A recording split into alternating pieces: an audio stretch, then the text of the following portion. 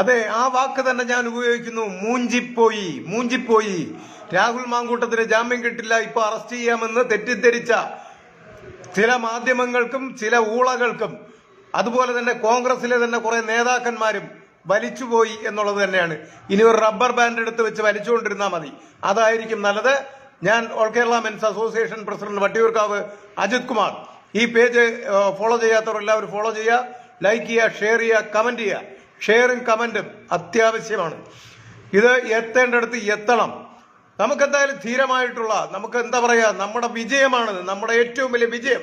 അതോടൊപ്പം രാഹുൽ ഈശ്വറിന്റെ ജാമ്യം പരിഗണിക്കുന്ന കോടതിയോട് പുച്ഛം മാത്രം. കാരണം ജന പിന്തുണയുള്ള വ്യക്തികളെ തുറുങ്കിലടയ്ക്കുന്ന ഒരു നടപടി. ഇവിടെ പ്രതി എന്നാരോപിക്കപ്പെട്ട വ്യക്തിക്ക് ജാമ്യം കൊടുക്കുമ്പോൾ, ഹൈക്കോടതി ജാമ്യം കൊടുക്കുമ്പോൾ രാഹുൽ ഈശ്വറിനെ പോലുള്ള ശരിയായിട്ടുള്ള നടപടികൾ സ്വീകരിച്ചവരെ ജയിലിലടയ്ക്കുന്ന, തുറുങ്കിലടച്ചിട്ടിരിക്കുന്ന, ഇപ്പോഴും അടച്ചിട്ടിരിക്കുന്ന നടപടി എന്ത് ഹീനമായിട്ടുള്ള പ്രവൃത്തിയാണ് എന്നുള്ളത് നമ്മൾ മനസ്സിലാക്കണം.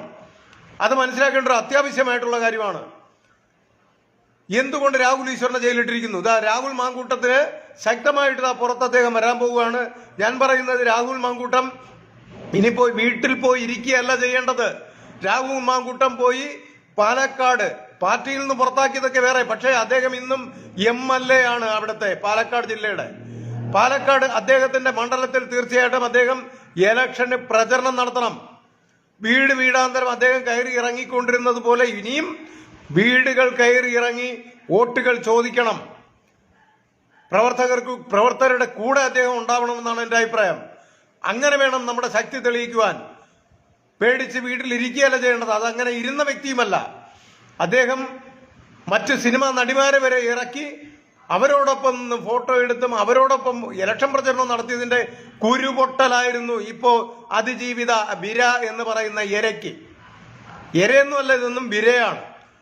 ഇതിനൊക്കെ വളരെയധികം സമൂഹം കൊടുത്തിട്ടുള്ള എന്താ പറയുക, ഇന്ന് കോടതി നിശ്ചിതമായിട്ട് തള്ളിയിരിക്കുന്നു എന്നുള്ളതാണ്. നമുക്ക് വളരെയധികം സന്തോഷമുണ്ട്. എല്ലാ മാധ്യമങ്ങളും വളരെയധികം കുത്തി വിമർശിച്ചുകൊണ്ട് എന്നോട് പ്രത്യേകിച്ച് 24-നെതിരെ ഞാൻ വേറൊരു ലൈവ് ചെയ്യുന്നുണ്ട്. ഇവിടെ മറ്റ് മാധ്യമ പ്രവർത്തകർ കുത്തി എന്നോട് ചോദിച്ചപ്പോ ഞാൻ പറഞ്ഞു, കൃത്യമായിട്ടും അദ്ദേഹം ഒളിവിൽ മാറി നിൽക്കുന്നത് തന്നെയാണ് നല്ലത്. ജാമ്യത്തിന് വേണ്ടി കോടതികളെ സമീപിച്ചാൽ മേൽക്കോടതികൾ ജാമ്യം കൊടുക്കും. കൃത്യമായിട്ടും കൊടുത്തു. ഇത് നമ്മുടെ ഒരു വിജയം തന്നെയാണ്. അതോടൊപ്പം രാഹുൽ ഈശ്വറിനെ ജയിലിലിട്ടിരിക്കുന്ന നടപടി ഹീനമായിട്ടുള്ള പ്രവൃത്തിയുമാണ്.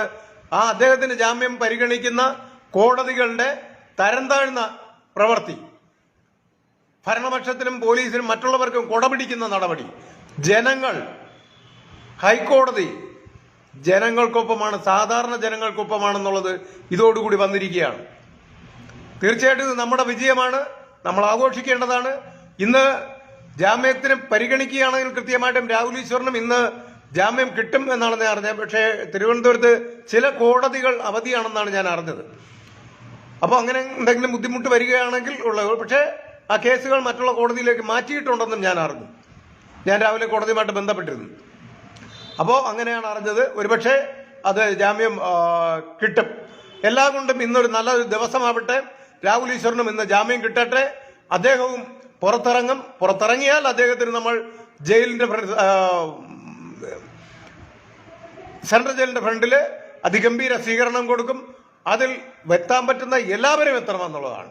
ഓക്കെ, എത്തണം. ഇത് നമ്മുടെ വിജയമാണ്, പുരുഷന്മാരുടെ വിജയമാണ്.